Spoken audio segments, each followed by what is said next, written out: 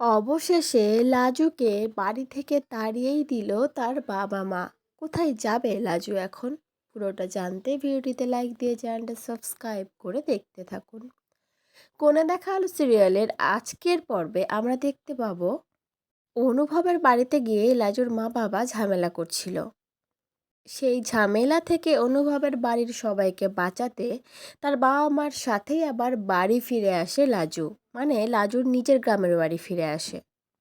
আর এই যে লাজু অনুভবের বাড়িতে না থেকে তার বাবা মার সাথে ফিরে আসলো, এতে তো তার বাবা মা প্রচণ্ড রেগে যায়।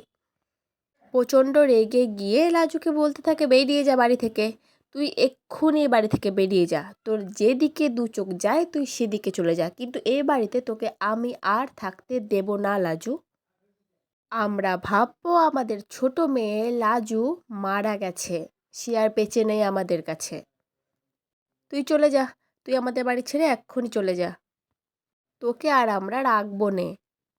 আর লাজুর বাবা মার মুখে এরকম একটা কথা শুনে লাজুর মনটা পুরো ভেঙে যায়, দু চোখ বেয়ে জলের ধারা নেমে আসে।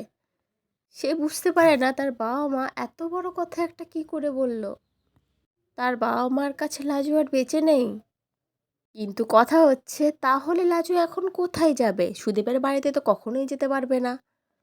আর অনুভবদের বাড়ি থেকে তো নিজে ঝামেলা করে চলে এসছে তার বাবা মাকে নিয়ে। তাহলে কি হবে এবার? কোথায় যাবে লাজু?